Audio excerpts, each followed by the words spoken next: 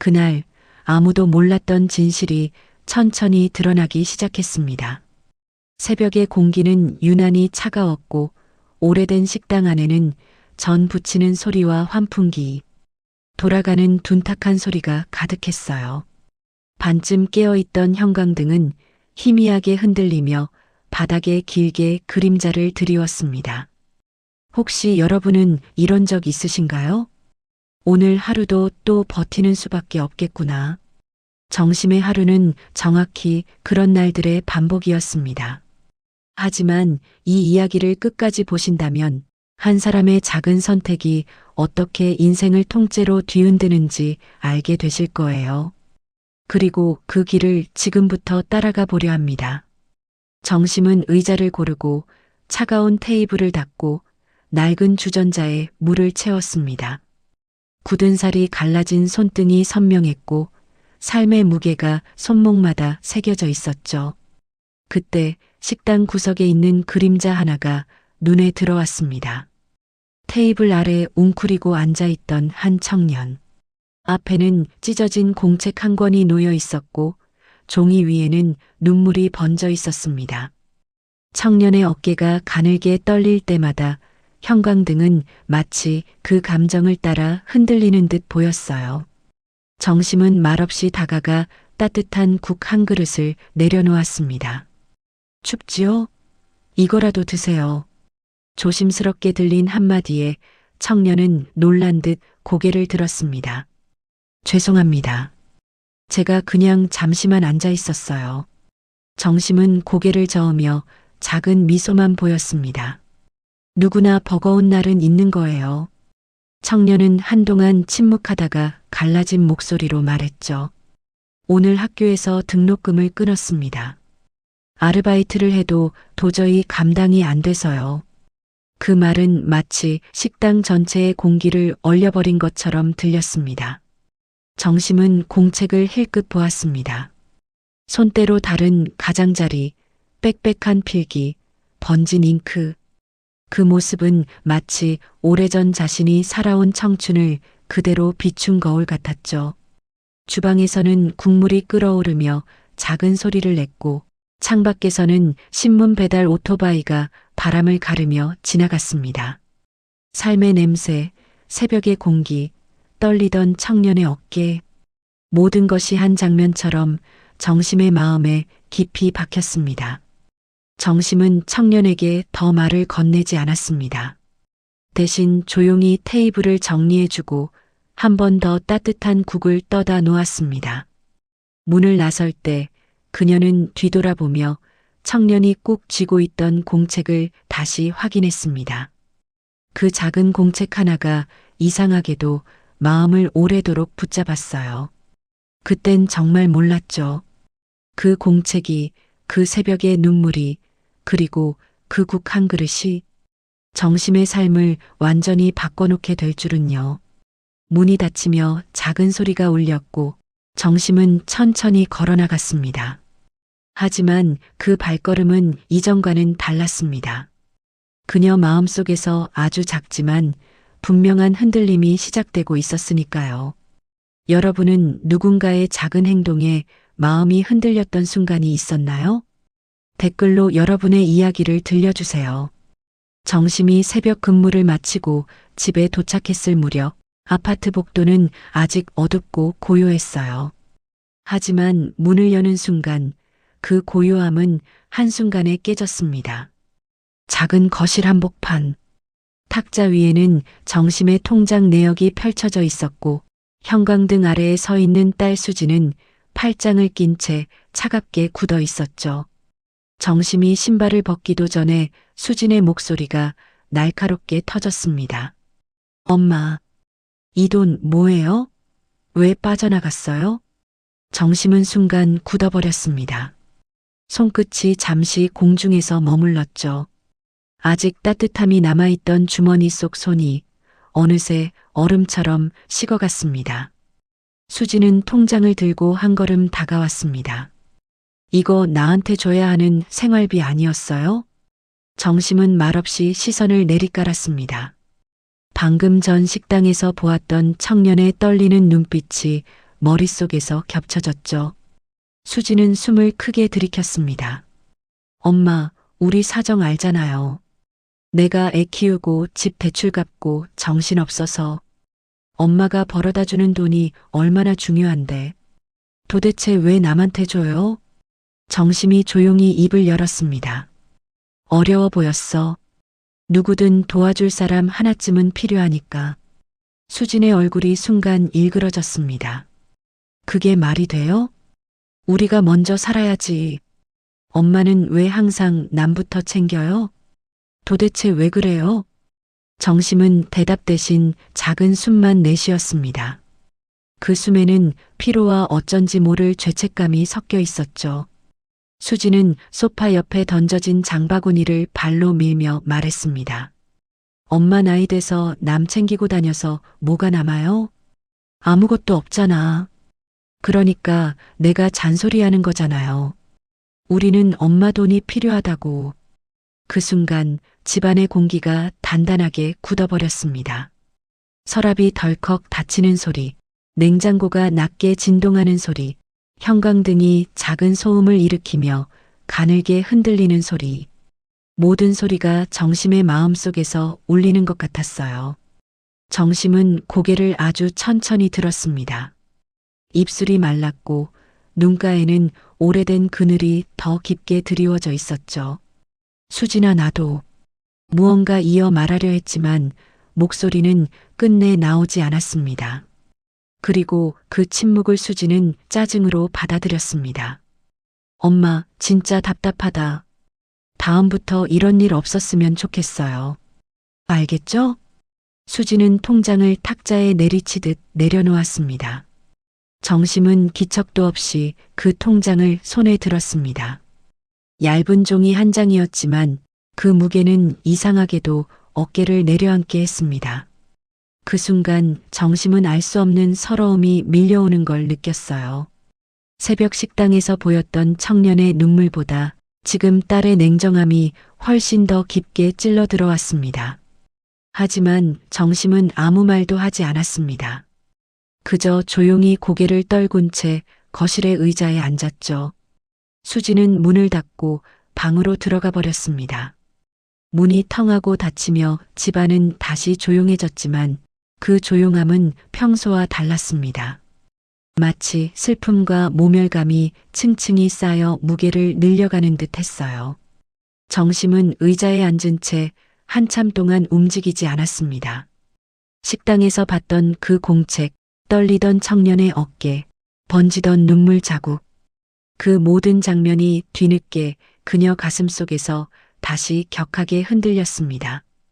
그리고 그 흔들림은 다음 장면으로 향하는 또 하나의 불씨가 되었죠. 거실은 여전히 조용했어요. 하지만 정심의 마음속에서는 무언가가 천천히 갈라지고 있었습니다. 딸의 문이 닫힌 뒤로 방 안의 공기는 마치 눅눅한 겨울벽처럼 차갑고 무겁게 내려앉아 있었죠. 정심은 통장을 손에 쥔 채 한참을 멍하니 앉아 있었습니다. 손가락은 종이 위를 천천히 스쳤고 그 촉감은 오래된 상처를 다시 만지는 듯 아려왔어요. 잠시 후 그녀는 아주 조심스럽게 일어섰습니다. 가벼운 한숨이 새어나왔고 그 한숨과 함께 오래된 무릎이 작게 뚝 소리를 냈습니다. 정심은 가방에서 청년이 두고 간 공책을 꺼냈습니다. 찢어진 모서리, 빽빽한 필기, 번진 부분. 종이를 넘길 때마다 사락하는 소리가 거실 정적 속에서 유난히 크게 들렸습니다.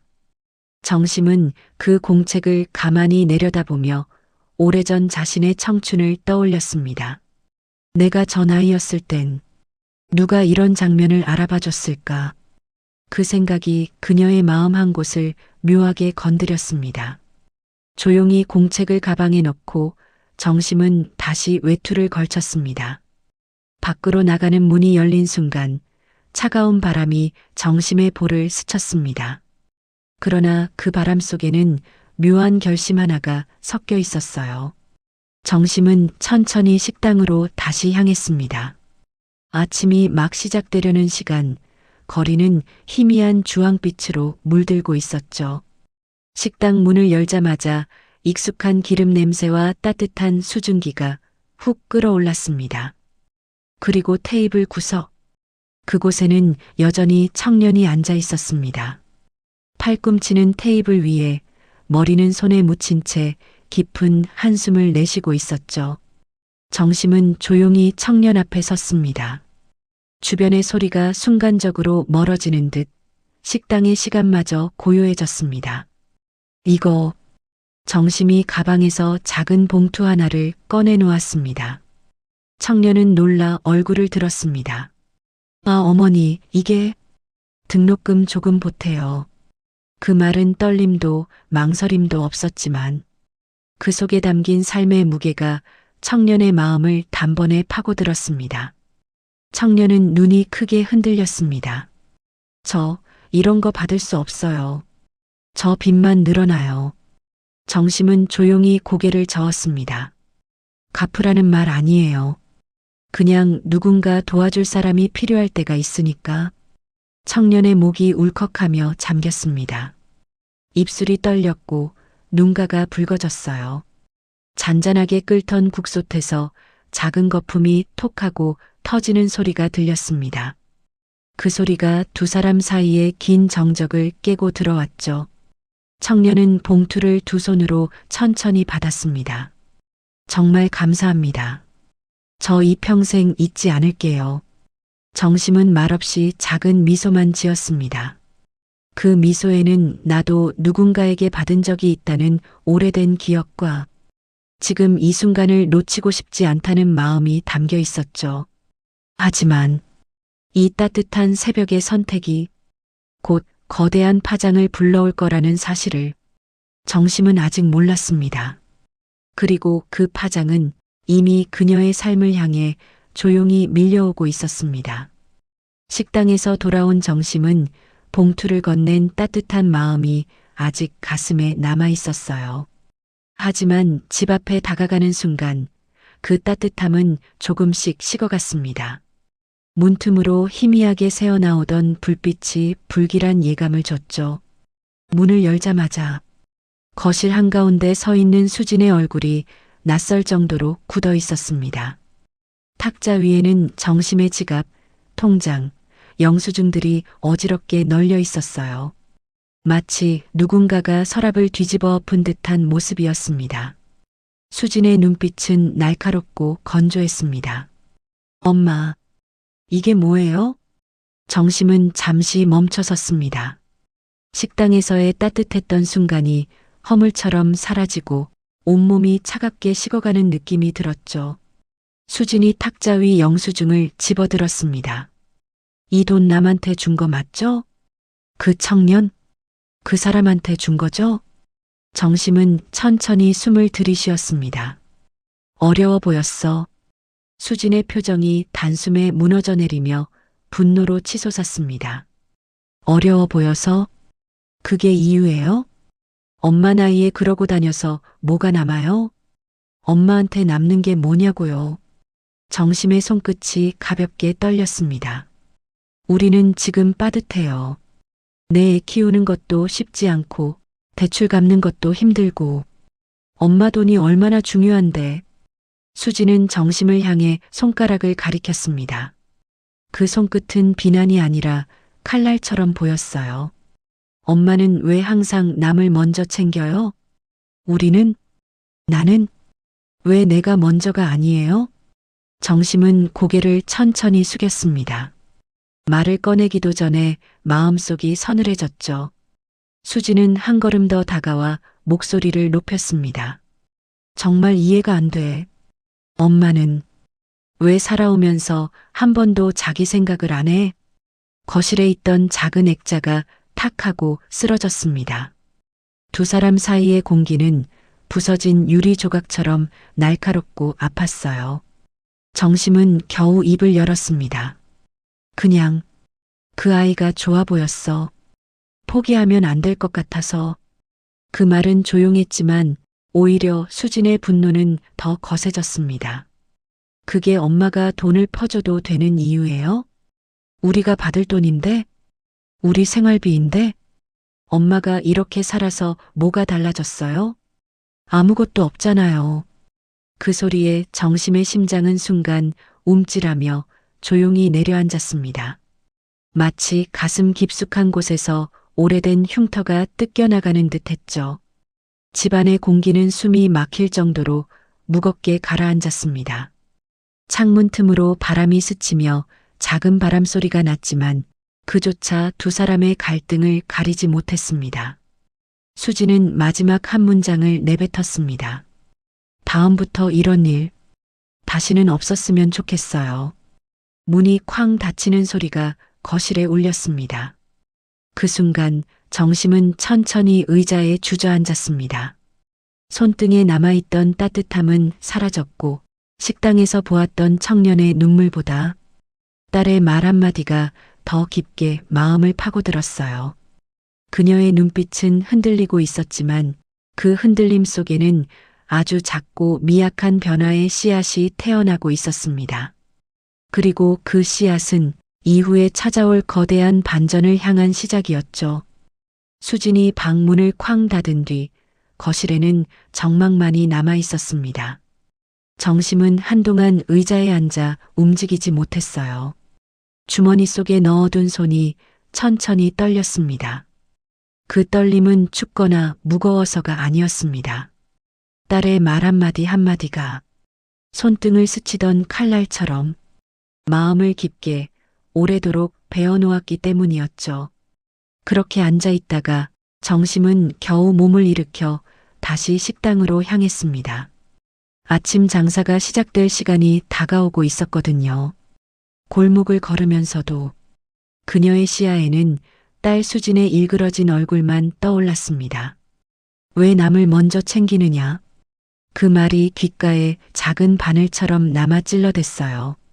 식당에 도착하자 공기는 이미 뜨겁게 달아올라 있었습니다. 기름 튀는 소리, 냄비 끓는 소리, 손님 들어오는 소리. 평소라면 분주함 속에서 몸이 자연스럽게 움직였겠지만 이날은 달랐습니다. 정심의 발걸음은 어딘가 둔했고 손은 버릇처럼 움직였지만 마음은 멀리 떠나 있는 듯 했죠. 그런데 점심 장사가 한창일 때 매니저가 다가와 조심스럽게 말을 꺼냈습니다. 어머니, 잠깐만요. 오늘 손님이 너무 없네요. 요즘 계속 그래요. 정심은 젖은 수건을 짜던 손을 잠시 멈춰 세웠습니다. 그래서 아마 다음 주부터는 시간 좀 줄여야 할 것 같아요. 한 문장, 단순한 안내였지만 정심의 가슴에서는 무겁게 가라앉는 소리가 들렸습니다. 시간을 줄인다는 건 곧 수입이 줄어든다는 뜻이었죠. 수진의 말이 머릿속에서 다시 떠올랐습니다. 엄마가 벌어오는 돈이 얼마나 중요한데. 정심은 매니저에게 고개를 끄덕였지만 손목은 미세하게 떨리고 있었습니다. 주방 조명의 뜨거운 빛이 그녀의 이마에서 흐르는 땀방울을 길게 따라 흘렀어요. 일이 끝난 뒤 집으로 돌아오는 길은 평소보다 훨씬 길고 더 어두워 보였습니다. 가로등 아래 그림자가 길게 늘어져 마치 정심의 마음을 반영하는 것처럼 느껴졌죠. 현관문을 열자마자 탁자 위에 놓인 메모가 눈에 들어왔습니다. 이달 생활비 꼭 챙겨놔. 잊지 마. 수진이 서둘러 적어두고 간 듯 글씨가 조금 흔들려 있었지만 의미는 너무나 명확했습니다. 정심은 메모지를 가만히 손가락으로 눌렀습니다. 종이는 얇았지만 그 위에 적힌 말은 돌처럼 무겁게 느껴졌어요. 그녀는 깊게 숨을 들이쉬었습니다. 그리고 아주 천천히 내쉬었죠. 숨과 함께 마음속 깊은 곳에서 가라앉던 슬픔이 몸 전체로 번져오는 듯 했습니다. 누군가를 도와줬다는 따뜻함은 하루 만에 사라지고 그 자리에 내가 잘못한 걸까 하는 자책이 무겁게 내려앉았어요. 정심은 소파에 앉아 두 손을 무릎 위에 올려두었습니다. 방 안은 조용했지만 그 조용함은 안정을 주지 않았습니다. 오히려 마음속의 무너짐을 더 또렷하게 들려주는 듯 했죠. 그때 테이블 위에 둔 청년의 공책이 살짝 비스듬히 놓여 있는 게 눈에 들어왔습니다. 그 종이의 가장자리, 젖어 있던 흔적, 다시 떠오르는 청년의 눈물. 정심은 그 공책을 살짝 들어 손에 쥐었습니다.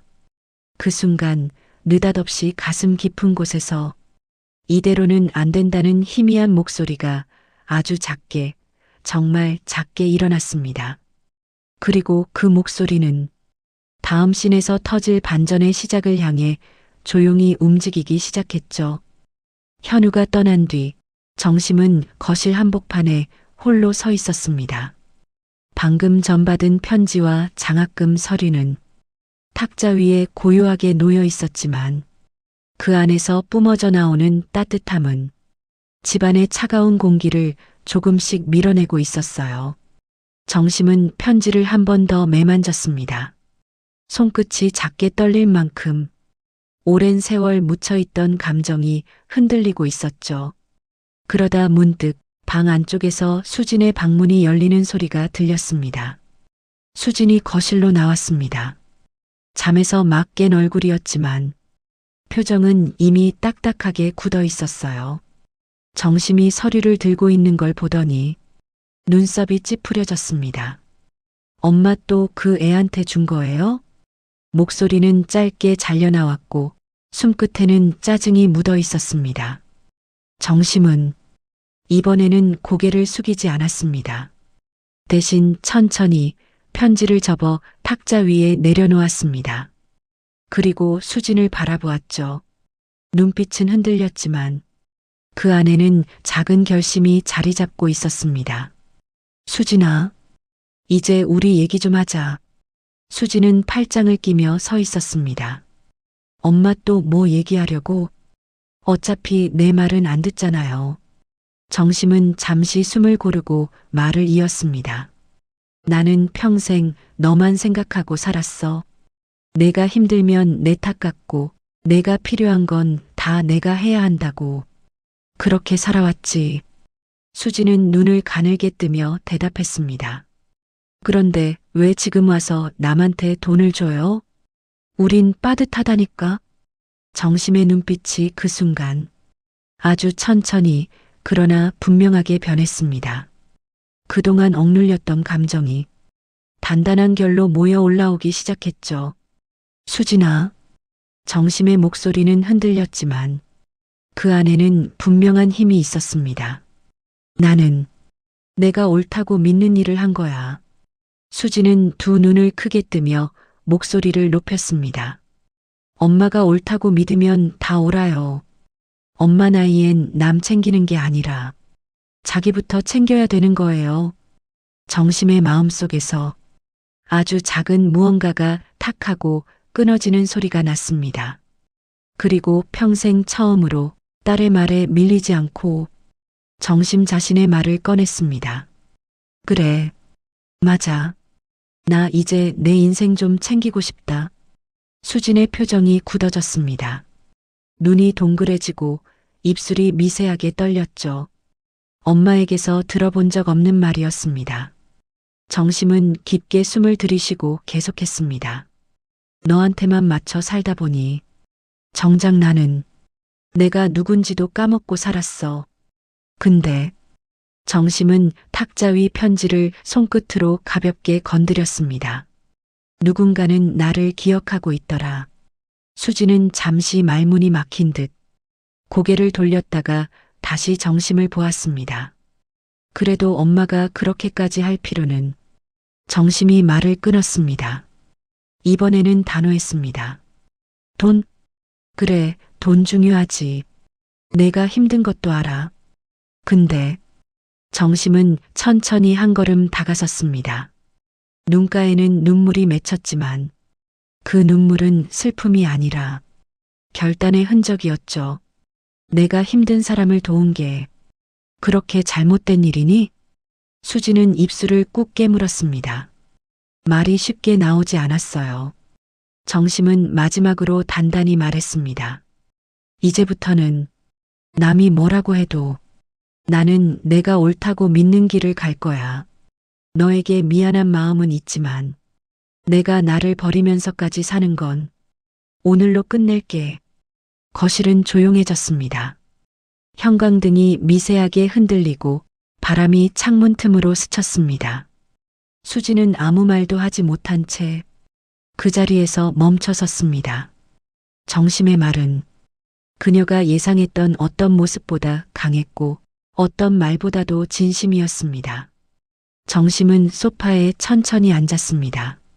눈물은 떨어졌지만 그 표정은 이상할 만큼 평온했습니다. 마치 오래전 잃어버렸던 나를 다시 찾아낸 사람처럼. 그리고 그 숨 고르는 순간 정심은 처음으로 자신의 삶을 스스로 지킨 것 같은 묘한 해방감을 느꼈습니다. 그 감정은 다음 씬의 마지막 결말을 향해 아주 조용히 그러나 강하게 이어지고 있었죠. 현우가 떠난 뒤 정심은 거실 한복판에 홀로 서 있었습니다. 방금 전 받은 편지와 장학금 서류는 탁자 위에 고요하게 놓여 있었지만 그 안에서 뿜어져 나오는 따뜻함은 집안의 차가운 공기를 조금씩 밀어내고 있었어요. 정심은 편지를 한 번 더 매만졌습니다.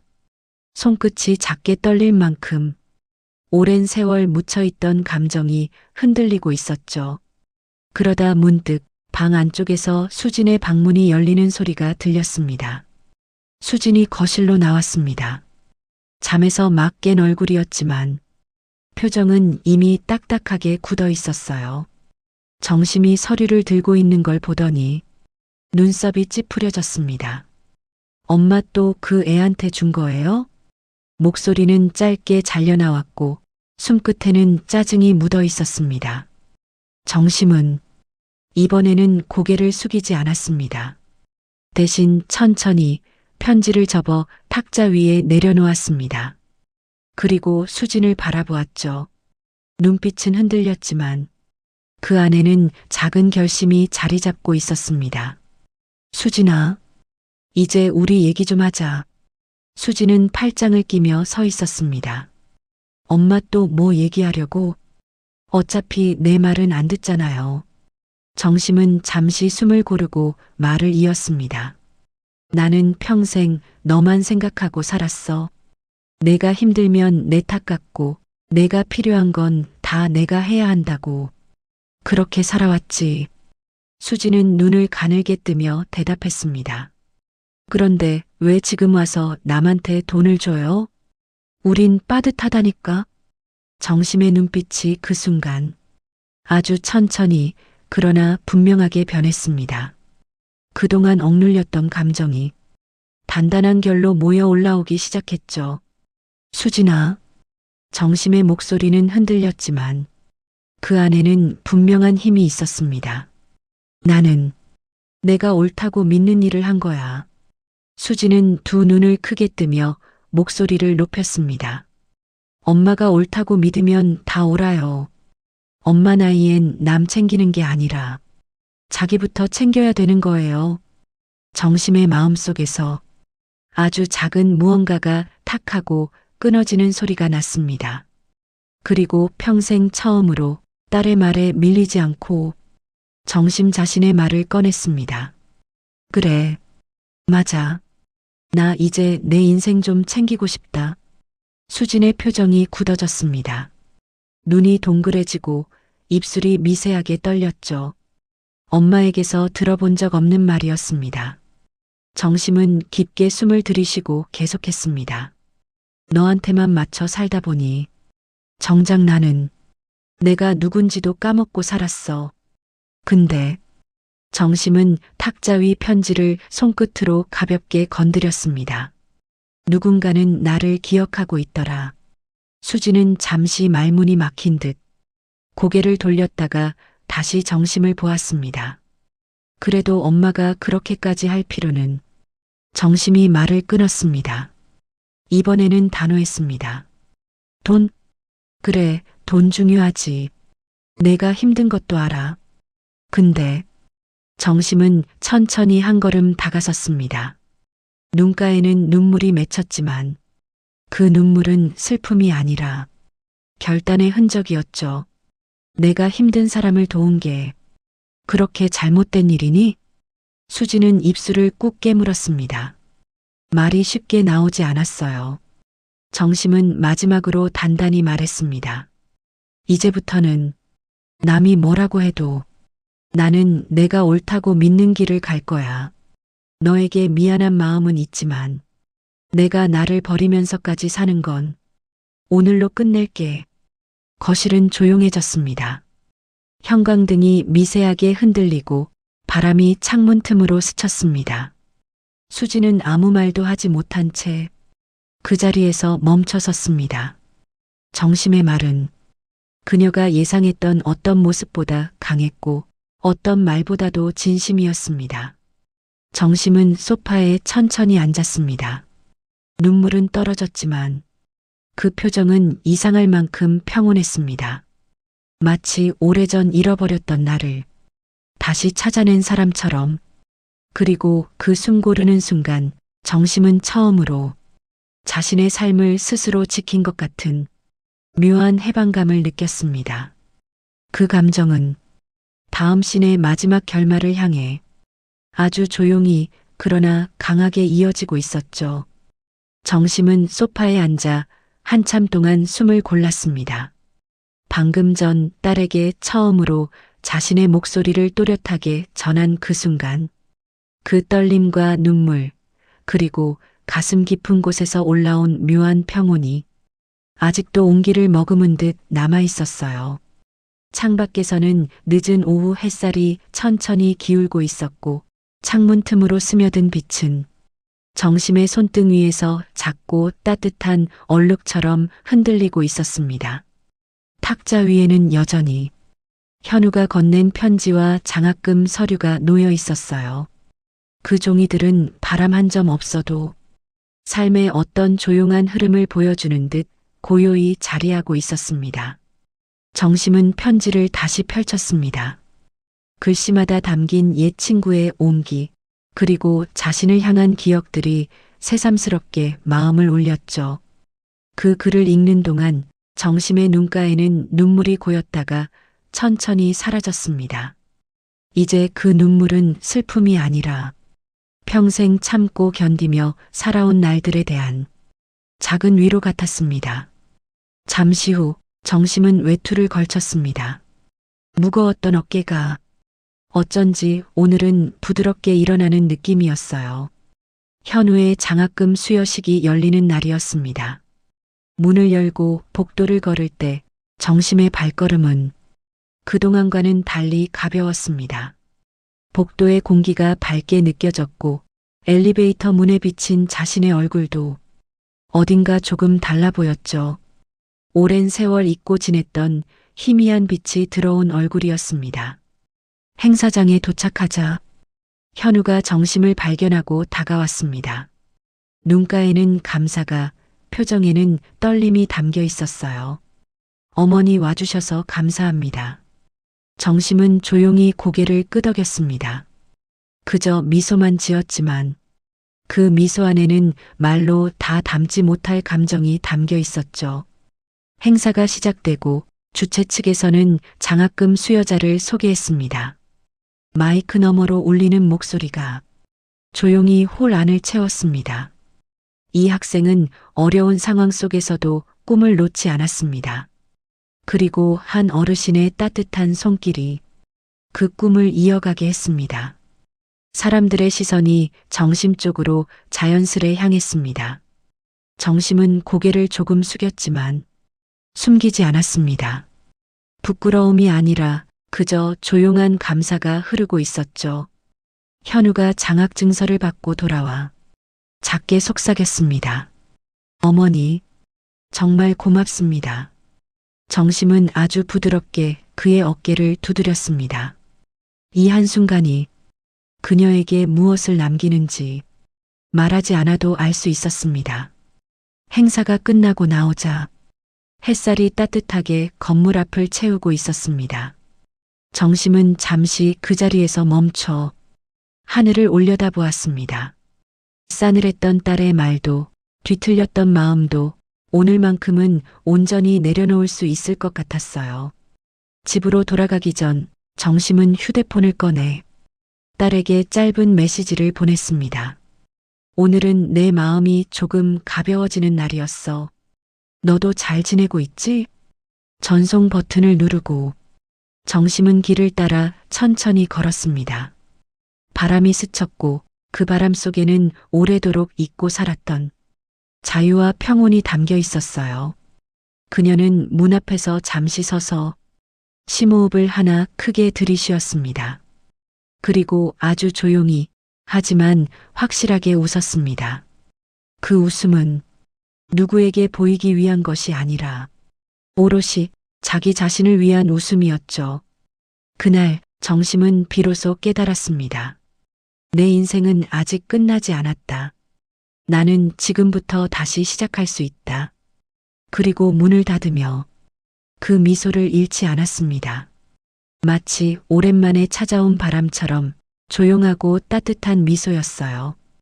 이야기는 끝났지만 여운은 남습니다. 다음 시간 마음의 창가에서 또 다른 인생 이야기를 들려드리겠습니다. 구독으로 따뜻한 인연을 이어가 주세요.